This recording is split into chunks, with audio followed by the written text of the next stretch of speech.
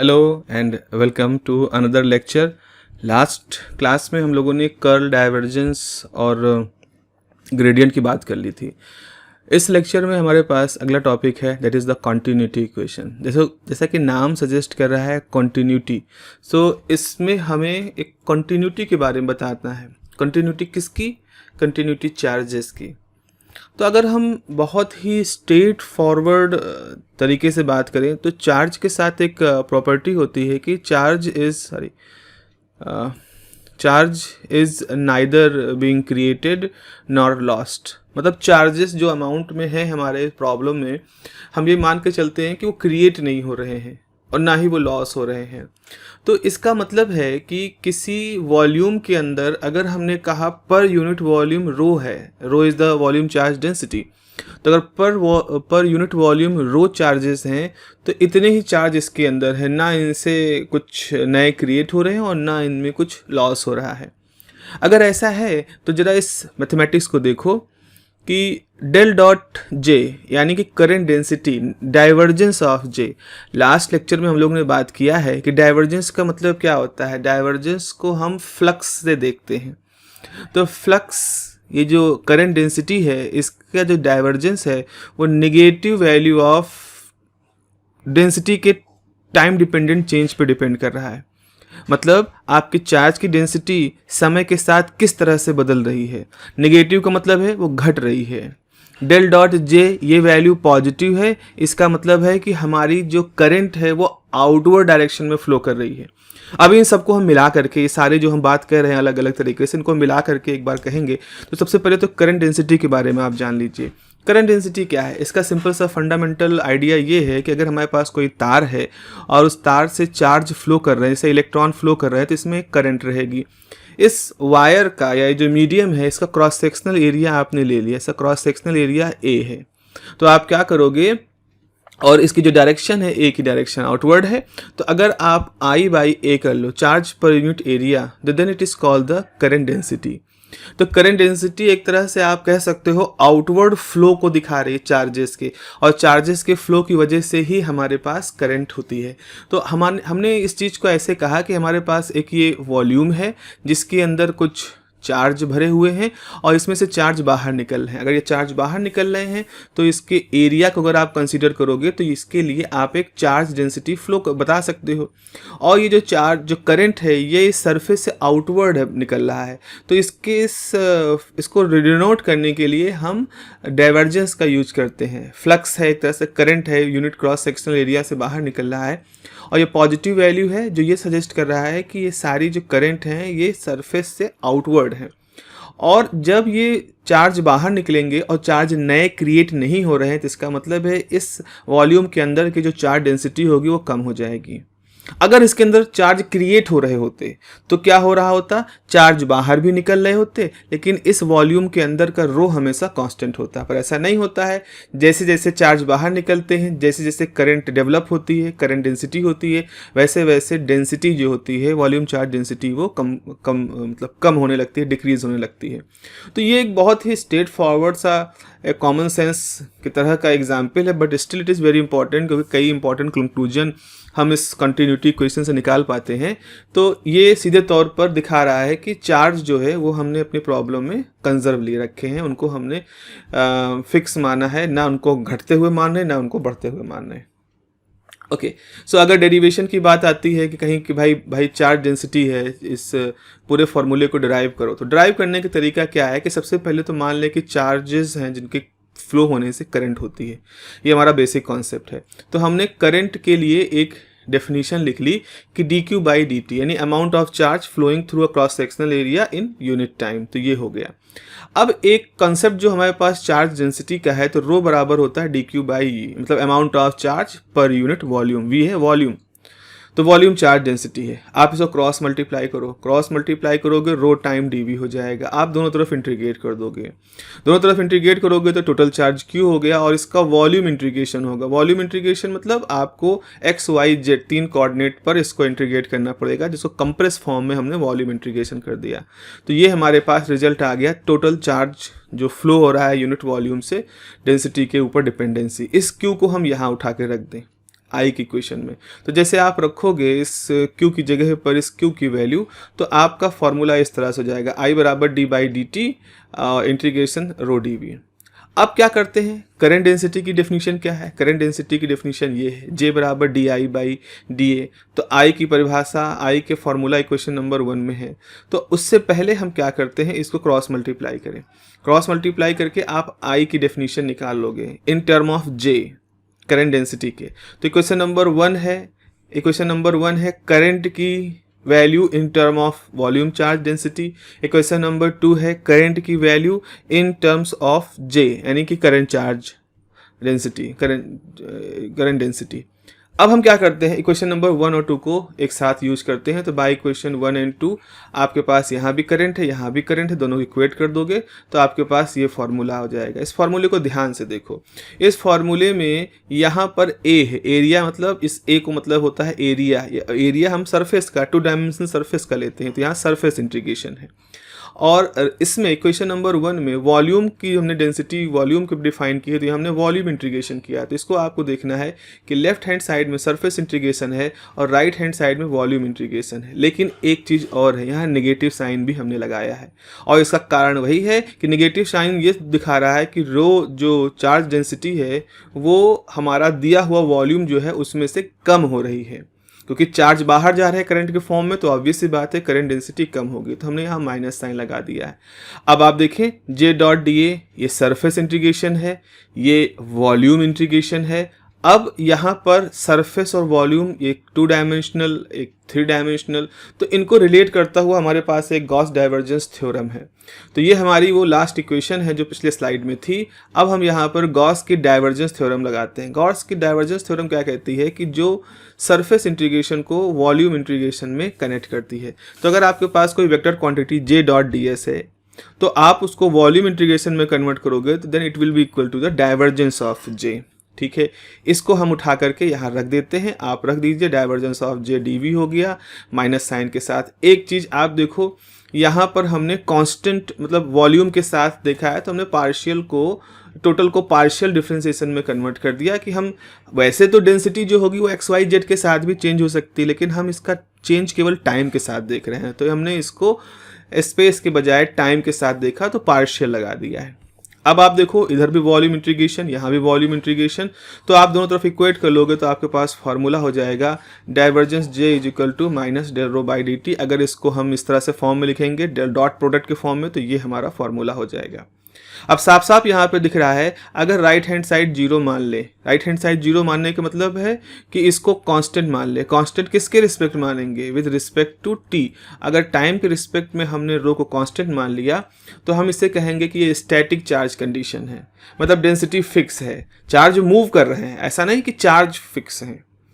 Charge की जो density है वो फिक्स है, तो यानी कि एक वॉल्यूम के अंदर चार्ज इधर इधर दाएं बाएं कहीं भी मूव कर सकते हैं, बट ना वो सरफेस को छोड़ के बाहर जा रहे हैं, वॉल्यूम को छोड़ के बाहर जा रहे हैं, ना कोई चार्ज वॉल्यूम के अंदर आ रहा है। तो हम एक स्टैटिक चार्ज डेंसिटी या स्टेशनरी करंट कंडीशन मानते हैं। ऐसी स्थिति में डेल डॉट J 0 आएगा, जिसका साफ साफ मतलब है कोई भी net outward flux current density नहीं है। यानी कि स्टैटिक चार्ज कंडीशन या स्टेशनरी करंट कंडीशन या स्टडी स्टेट कंडीशन, ऐसा भी कहेंगे, स्टडी स्टेट कंडीशन, ये सब क्या रिप्रेजेंट कर रही हैं? ये रिप्रेजेंट कर रही हैं कि हमारे जो इस सिचुएशन होगा जहां del rho by del t 0 है, इसका मतलब है कोई भी चार्ज वॉल्यूम को छोड़ के बाहर नहीं जा रहा है, ना अंदर आ रहा है। Now, let us move to the Maxwell equation for electromagnetic wave। तो 4 इक्वेशंस हैं। अब देखिए यहाँ पर मैक्सवेल ने इन चारों इक्वेशन को डिस्कवर नहीं किया था, अलग अलग लोगों ने अलग अलग समय में इसको डिस्कवर किया था, पर व्हाट मैक्सवेल ने क्या किया था, उन्होंने सबको कंबाइन किया था, और कंबाइन करके उन्होंने इसको मैथमेटिकली इस तरह से एसोसिएट किया आपस में कि हमारे पास इलेक्ट्रोमैग्नेटिक थ्योरी होती है। तो पहली जो मैक्सवेल इक्वेशन है आप उसे कहते हैं गॉस लॉ। गॉस लॉ जो कि इलेक्ट्रिक फील्ड कैलकुलेशन का एक बहुत अच्छा टूल है अगर आपके पास वॉल्यूम चार्ज डेंसिटी है, गॉस लॉ। दूसरा जो लॉ है इसको कुछ लोग गॉस लॉ फॉर मैग्नेटोस्टैटिक कहते हैं, हालांकि इसका कोई ऐसा नाम बहुत ज़्यादा नहीं है, लोगों ने कहना शुरू कर दिया, but we will just called it the second Maxwell equation, जो कि del dot B is equal to 0 है। क्या मतलब है बात करेंगे। फैराडे लॉ जो कहता है अगर चेंजिंग मैग्नेटिक फ्लक्स में चेंज हो रहा है तो वहाँ पर इंड्यूस करंट होती है, यानी कि एक इलेक्ट्रिक फील्ड डेवलप होती है। तो ये वही चीज़ है, दिखा रहा है कि किस तरह से आप अगर चेंजिंग मैग्नेटिक फील्ड देख रहे हो तो इलेक्ट्रिक फील्ड वहाँ पर जनरेट होगी। एम्पियर लॉ कहता है कि कोई तार है जिसमें करंट फ्लो कर रहा है तो उसके चारों तरफ एक मैग्नेटिक फील्ड होगी, तो ये करंट डेंसिटी और मैग्नेटिक फील्ड को आपस में जोड़ता है। यहाँ पर रो क्या है, वॉल्यूम चार्ज डेंसिटी, ये जे है करंट डेंसिटी। चलिए जरा गॉस लॉ के बारे में समझते हैं। गॉस लॉ कहता है जैसे मान लो आपने एक गॉसियन सरफेस खींचा, ये जो है इसको हम कहते हैं गॉसियन सरफेस है, एक इमेजिनरी 3 डायमेंशनल सरफेस है और इसके सेंटर पर कुछ चार्ज हैं, ऐसे चार्ज जिनकी charge volume charge density rho है। तो अगर पॉजिटिव चार्ज है तो हम जानते हैं कि इलेक्ट्रिक लाइन बाहर की तरफ निकलती है, निगेटिव चार्ज होता है तो इलेक्ट्रिक लाइन अंदर की तरफ कन्वर्ज करती हैं। हमने मान लिया यहाँ पॉजिटिव चार्ज है जिसकी डेंसिटी रो है, तो जब पॉजिटिव चार्ज यहाँ से बहुत सारी इलेक्ट्रिक लाइनें बाहर निकलेंगी, एक बहुत ज़्यादा आपको इलेक्ट्रिक फ्लक्स होगा। इलेक्ट्रिक फ्लक्स का मैग्नीट्यूड इस बात पर डिपेंड करेगा कि आपके चार्ज का मैग्नीट्यूड कितना है। तो इसी बात को इस लॉ से रिप्रेजेंट कर रहे हैं कि ये जो डेल डॉट ई यानी इलेक्ट्रिक फील्ड का जो फ्लक्स है, यानी कितने अमाउंट में इलेक्ट्रिक लाइनें बाहर निकल रही हैं किसी क्लोज गॉसियन सरफेस से, वो इस बात पर डिपेंड करता है कि वहाँ कितने चार्ज हैं, यानी उसकी चार्ज डेंसिटी क्या है। तो this is a simple law जो कि चार्ज, उसके स्ट्रेंथ और उससे निकलने वाली इलेक्ट्रिक लाइन यानी इलेक्ट्रिक फील्ड के रिलेशन को स्पष्ट करता है। देखिए डेल डॉट बी के बारे में समझो, तो जो ये इसका मतलब है कि divergence of b is zero, यानी कि जो बी मैग्नेटिक फ्लक्स है उसका फ्लक्स चेंज जीरो होता है। इसको समझने के लिए आप देखो एक चुंबक लेते हो, एक मैग्नेट लोगे, इसका एक नॉर्थ पोल है एक साउथ पोल है। नॉर्थ पोल से मैग्नेटिक लाइन निकलती हुई मानते हैं और साउथ पोल में इनको हम कन्वर्ज होता हुआ मानते हैं। मैग्नेट की सबसे खास बात ये होती है कि अगर इस मैग्नेट को हम बीच से तोड़ दें, जैसे ये सिचुएशन है, तो फिर इसके नॉर्थ और साउथ पोल बन जाएंगे। अगर इनको फर्दर तोड़ दें तो फिर इनके इसी तरह से छोटे छोटे मैग्नेट बन जाएंगे। तो सबसे बड़ा सवाल, सबसे बड़ी कॉन्सेप्ट यहाँ पर यह दिख के आता है कि कभी भी हम ऐसा कोई मैग्नेट नहीं पाएंगे जिसमें एक सिरे पे केवल नॉर्थ ही नॉर्थ हो, साउथ ना हो। हम जितना भी छोटा मैग्नेट बना लेंगे तुरंत उसमें एक पोल नॉर्थ बन जाएगा, एक पोल साउथ बन जाएगा। तो इसका मतलब है कि हमारे पास कोई मोनोपोल वाला मैग्नेट नहीं रहेगा कि हम सिर्फ नॉर्थ पोल पाएं या सिर्फ साउथ पोल पाएं। जैसे पॉजिटिव चार्ज अकेला मिल सकता है, नेगेटिव चार्ज अकेला मिल सकता है, तो mono condition, single condition charge के साथ हो सकती है, बट मोनो वाली कंडीशन मैग्नेट के साथ नहीं होती। तो देखो यहाँ पर जैसे मान लो आपने कहा कि आप कभी भी ऐसा कोई मैग्नेट नहीं पा सकते हो जिसके एक सिरे पर केवल नॉर्थ ही नॉर्थ हो या केवल साउथ हो। आपको नॉर्थ साउथ हमेशा एक पेयर के रूप में मिलेंगे। तो अगर हमने उसको एक क्लोज सरफेस से घेर दिया तो आप देखो इस क्लोज सरफेस से जितनी मैग्नेटिक लाइन बाहर की तरफ जा रही हैं उतनी ही मैग्नेटिक लाइन इस क्लोज सरफेस में अंदर की तरफ आ रही है। तो अगर हम यहाँ पर इसको यूनिट एरिया ले लें, ये एरिया आप कुछ ए मान लो, वैसे यहाँ एरिया मान लो, तो आप एक मैग्नेटिक फ्लक्स डिफाइन कर सकते हो। तो ये वो मैग्नेटिक फ्लक्स है जो कि बाहर निकलने वाली मैग्नेटिक लाइन के लिए, ये वो मैग्नेटिक फ्लक्स है जो अंदर आती हुई मैग्नेटिक लाइन के लिए है। तो टोटल फ्लक्स निकालोगे, चेंज इन फ्लक्स निकालोगे तो आपको जीरो मिलेगा, क्योंकि जितनी लाइनें एंटर कर रही हैं उतनी लाइनें बाहर निकल रही हैं। तो कोई किसी भी तरह से आपको फ्लक्स का, मैग्नेटिक फ्लक्स का कोई भी चेंज दिखाई नहीं पड़ेगा। कुछ भी यहाँ से लाइनें बाहर स्प्रेड नहीं हो रही हैं, लाइनें जाती हैं और घूम के फिर आती हैं, कोई डाइवर्जेंस नहीं है, कोई बिखराव नहीं, कोई स्प्रेडिंग नहीं है। तो अगर कोई चीज़ स्प्रेड नहीं कर रही है इस तरह के वेक्टर क्वांटिटी तो हम कहेंगे कि वो डाइवर्ज नहीं कर रही, इसीलिए आप कहते हो कि del dot B is equal to zero. तो del dot B is equal to zero होने का सीधा सा मतलब है कि नॉर्थ और साउथ पोल हमेशा पेयर के रूप में मिलेंगे, हमें कभी कोई मैग्नेटिक मोनोपोल नहीं मिलेगा। तो इस चीज़ को ऐसे कहते हैं कि no magnetic monopole exist in the universe. Faraday law के बारे में ये है कि फैराडे ने बहुत सारे एक्सपेरिमेंट किए, उन्होंने पाया कि अगर किसी सर्किट, जैसे ये हमारे पास सर्किट है, अगर इसके पास हम मैग्नेट को ऊपर नीचे रखें तो जो मैग्नेटिक लाइन जो गुजर रही है इस कॉइल से, उनका जो अमाउंट है वो चेंज होगा। जब दूर ले जाओगे मैग्नेट तो मैग्नेटिक लाइन कम हो जाएंगी, पास लाओगे मैग्नेटिक लाइन बढ़ जाएंगी। तो इस चीज़ को हम कहेंगे कि उसके मैग्नेटिक फ्लक्स में चेंज हो रहा है, तो चेंजिंग मैग्नेटिक फ्लक्स है। अगर चेंजिंग मैग्नेटिक फील्ड है तो मैग्नेटिक फ्लक्स होने की वजह से उस सर्किट के अंदर एक करंट इंड्यूस होगी और एक इलेक्ट्रिक फील्ड इस करंट को बिलोंग करते हुए जनरेट होगी। तो इसी चीज़ को कहा गया है कि अगर आपके पास चेंजिंग मैग्नेटिक फील्ड है, देखो यहाँ पर del B by del T changing magnetic field है, then there will be a corresponding induce current which belongs to a electric field E. तो ये मैग्नेटिक फ्लक्स के चेंज के साथ करंट के जनरेशन को रिप्रेजेंट करता है, Faraday's law. Ampere law, a very important section of the Maxwell equations, इसमें हमें इसकी प्रॉब्लम क्या है और फिर मॉडिफिकेशन कैसे करके उसको दूर किया गया वो समझना है। एम्पियर ने क्या बताया था कि अगर आपके पास कोई तार है, जैसे ये हमारे पास एक कंडक्टिंग वायर है और इसके अंदर हम करंट को फ्लो करा रहे हैं, तो करंट को फ्लो कराओगे तो इसके चारों तरफ करंट की वजह से इसके चारों तरफ एक मैग्नेटिक फील्ड डेवलप हो जाएगी। करंट की वजह से इसके चारों तरफ एक मैग्नेटिक फील्ड डेवलप हो जाएगी। राइट हैंड थंब रूल से हम इसको दिखाते हैं। अगर सीधे हाथ का अंगूठा करंट डेंसिटी की डायरेक्शन का होगा तो जो उंगलियां होंगी हमारे हाथ की वो मैग्नेटिक लाइंस को रिप्रेजेंट करेंगी। अब स्टेडी स्टेट कंडीशन में हमने क्या कहा है कि del rho by del t होता है कि करंट चार्ज फ्लो कर रहे हैं लेकिन जो डेंसिटी है पर यूनिट वॉल्यूम जो चार्ज है वो फिक्स है। तो अब मैक्सवेल एक सवाल पूछते हैं, मैक्सवेल की क्वेरी है कि तब क्या होगा अगर हमारी जो चार्ज डेंसिटी है वो चेंज होना शुरू हो जाए।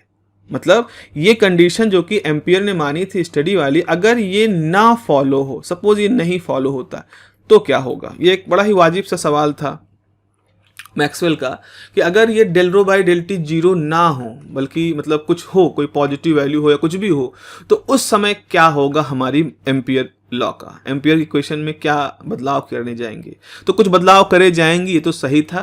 तो मैक्सवेल ने कुछ मॉडिफिकेशन के बारे में सोचना शुरू किया उस सिचुएशन को इंक्लूड करने के लिए कि जब रो जो है वो टाइम के साथ चेंज हो रहा है। अब जरा देखो यहाँ पर, अब यहाँ पर अगर आप देखोगे तो ये हमारी मैक्सवेल इक्वेशन का डिफरेंशियल फॉर्म है। इसका अगर हम डाइवर्जेंस ले लें, डाइवर्जेंस कहने का मतलब है कि हम दोनों तरफ डेल के साथ डॉट प्रोडक्ट ले लें। तो आपने यहाँ भी डेल के साथ डॉट प्रोडक्ट ले लिया। अब ट्रिपल प्रोडक्ट का फॉर्मूला क्या होता है, अगर दो वेक्टर एक जैसे हैं तो वो जीरो हो जाता है। तो ये राइट जो लेफ्ट साइड है ये तो जीरो हो जाएगा। तो राइट साइड में डेल डॉट म्यू नॉट जे बचेगा। म्यू कांस्टेंट है, बाहर निकाल दो, डेल डॉट जे जीरो होगा। ये तो जीरो हो नहीं रहा है, फ्री स्पेस की परमेबिलिटी कुछ ना कुछ होती है। तो डेल डॉट जे ये वैल्यू हमारी जीरो आ रही है। अब इसका मतलब ये है कि हम किस सिचुएशन को बिलोंग कर रहे हैं। करंट डेंसिटी का कंटिन्यूटी इक्वेशन को देखो तो डेल डॉट जे बराबर होता है minus del rho by del t. तो ये सिचुएशन बिलोंग कर रही है कि del rho by del t zero है और इसको हम कहते हैं स्टडी करंट कंडीशन। ये स्टडी करंट कंडीशन है हमारी। तो अब इसका सोल्यूशन क्या है, इसका सोल्यूशन ये है कि ये जो पूरा लॉ है ये उस सिचुएशन को बिलोंग नहीं करता जब रो जो है टाइम के साथ चेंज हो जाएगा। तो मैक्सवेल ने सोचना शुरू किया कि चलो इसको भी इंक्लूड करना है। तो हम ऐसा सोचें कि एक चेंजिंग इलेक्ट्रिक फील्ड है वो मैग्नेटिक फील्ड क्रिएट कर सकती है। जैसे फैराडे ने क्या कहा था, फैराडे ने कहा था कि changing magnetic field electric field को क्रिएट करती है। ये फैराडे लॉ है। तो एम्पियर मैक्सवेल ने इसका उल्टा सोचा कि क्या ऐसा नहीं हो सकता कि चेंजिंग इलेक्ट्रिक फील्ड, ये मैक्सवेल का सोच था, ये मैग्नेटिक फील्ड को क्रिएट करे। और इस सोच के साथ उन्होंने एक चेंजिंग इलेक्ट्रिक फील्ड को बिलोंग करती हुई एक करंट के बारे में सोचा जिसको उन्होंने कहा डिस्प्लेसमेंट करंट। तो जिस तरह से नॉर्मल करंट जो फ्लो करती है, स्टडी करंट फ्लो करती है, तो वो एक नॉर्मल मैग्नेटिक फील्ड डेवलप करती है। उसी तरह से मैक्सवेल ने कहा कि चेंजिंग इलेक्ट्रिक फील्ड की वजह से भी एक करंट डेवलप होगी जिसको डिस्प्लेसमेंट करंट कहा गया और इसकी वजह से भी एक मैग्नेटिक, वो जो मैग्नेटिक फील्ड है वो डेवलप होगी। और जब तक ई चेंज होता रहेगा तब तक ही ये डिस्प्लेसमेंट करंट रहेगी। जैसे ई चेंज होना बंद होगा, कांस्टेंट हो जाएगा, वैसे डिस्प्लेसमेंट करंट खत्म हो जाएगी। अब मैथमेटिक्स में कैसा करा जाए, तो मैक्सवेल ने क्या किया, मैक्सवेल ने कहा कि अगर आप डिस्प्लेसमेंट करंट को सोचना चाहते हो तो डिस्प्लेसमेंट करंट को बिलोंग करती हुई करंट डेंसिटी होगी, क्योंकि करंट डेंसिटी क्या होती है, करंट बाय एरिया। तो डिस्प्लेसमेंट करंट अपॉन एरिया कर दोगे तो आपके पास जेडी यानी कि डिस्प्लेसमेंट करंट डेंसिटी आ जाएगी। तो जो हमारे एम्पियर का लॉ है, राइट साइड में जहां करंट डेंसिटी थी स्टडी करंट की वजह से, उसी में हमने नया टर्म भी जोड़ दिया। डायमेंशनली दोनों सेम है। अब आप इसका डाइवर्जेंस ले लो दोनों तरफ, तो आपने डाइवर्जेंस ले लिया। लेफ्ट साइड का डाइवर्जेंस जीरो क्यों हो गया, जैसा कि मैंने पिछले स्लाइड में बताया है कि ट्रिपल प्रोडक्ट में अगर दो वेक्टर एक जैसे होते हैं तो उसका रिजल्ट जीरो हो जाता है। तो उसी लॉजिक से हमारा लेफ्ट साइड तो जीरो हो गया। राइट में क्या है, म्यू नॉट को बाहर निकाला, डेल को इसके साथ जे के साथ डॉट प्रोडक्ट लिया, जेडी के साथ डॉट प्रोडक्ट ले लिया। फर्दर आपने क्या किया, आपने देखो इसको किया कि म्यू नॉट तो आपका फिक्स है, वो तो जीरो नहीं होगा, तो इसका और यहाँ कंटिन्यूटी इक्वेशन आपने लगा दी। तो कंटिन्यूटी इक्वेशन लगाने पर इसको आप लिख सकते हो डेल डॉट जे बराबर minus del rho by del t. Okay, तो फाइनली म्यू नॉट तो जीरो नहीं हो सकता क्योंकि ये तो फ्री स्पेस की परमिएबिलिटी है, तो जाहिर सी बात है इस ब्रैकेट के अंदर का जो पूरा टर्म है यही जीरो होगा। तो आपने जीरो रखा, राइट साइड में ट्रांसफ़र कर दिया, तो डेल डॉट जे डी बराबर del rho by del t कर दिया। ओके अब यहाँ पर एक चीज़ है कि हमने गॉस लॉ में पढ़ा है, गॉस लॉ में क्या होता है कि डेल डॉट ई बराबर रो बाई एप्सिलॉन नॉट, तो यहाँ भी रो है, तो आप क्या करिए, रो में एप्सिलॉन नॉट से डिवाइड करिए, एप्सिलॉन नॉट से मल्टीप्लाई कर दीजिए, तो आपके पास एप्सिलॉन नॉट बाहर आ गया और del rho by epsilon naught del t है। और हम इस जगह पर इस del rho by epsilon naught को उठा करके इस गॉस लॉ से रिप्लेस कर देते हैं, तो आपके पास आ जाएगा डेल डॉट ई, वेक्टर है डेल डॉट ई आ जाएगा। अब आप क्या करिए, इस रो को बाहर, इस डेल को बाहर निकाल लीजिए, del by del t e पे अप्लाई करिए, क्योंकि हमने यही तो माना है ना कि इलेक्ट्रिक फील्ड जो है वो टाइम के साथ चेंज हो रही है, डेल तो एक ऑपरेटर है। अब आप इसको बाहर कांस्टेंट है अंदर ला सकते हैं, तो डेल डॉट एप्सिलॉन नॉट अंदर चला गया इसके साथ में। अब आप दोनों तरफ कंपेयर करो, इधर भी डेल डॉट है इधर भी डेल डॉट, इसका मतलब है कि जो जे डी है वो इसके इक्विवेलेंट होगा, तो आपने इक्वेट कर दिया दोनों साइड को, तो आपके पास ये वैल्यू आ गई कि जो करंट डेंसिटी हमने डिस्प्लेसमेंट करंट के लिए मानी थी, मैक्सवेल ने सोची थी, उसका मैथमेटिकल फॉर्मूला होगा epsilon naught delta e by del t. आपको यहाँ पे साफ साफ दिख रहा है कि ई टाइम के साथ चेंज हो रहा है। अब ये जो हमने मॉडिफिकेशन की थी इक्वेशन, इसमें जे डी की वैल्यू रख दें, तो म्यू नॉट को अंदर आपने मल्टीप्लाई किया, यहाँ भी मल्टीप्लाई किया, जे डी रखा, जे डी की वैल्यू थी epsilon naught del e by del t. ये जो है ये चेंजिंग इलेक्ट्रिक फील्ड के टर्म को रिप्रेजेंट कर रही है। हमने एक नया वेक्टर डिफाइन कर दिया डी, जिसको डिस्प्लेसमेंट वेक्टर कहते हैं, एप्सिलॉन नॉट ई के, मतलब ई में अगर एप्सिलॉन नॉट से मल्टीप्लाई कर दो तो आपको डी मिल जाएगा। ऐसा रखोगे तो आप क्या करो, एप्सिलॉन नॉट को अंदर ले जाओ, तो ये जाएगा एप्सिलॉन नॉट ई और इसको वैल्यू से रिप्लेस कर दो डी से, तो del dot B is equal to mu naught j mu naught del d by del t. So this is called modified Maxwell's law, modified Maxwell's law या कह दो, या modified Ampere's law, Ampere's law, I think Maxwell law नहीं कहना चाहिए, modified Ampere's law, जिसमें कि displacement current का टर्म जुड़ा हुआ है।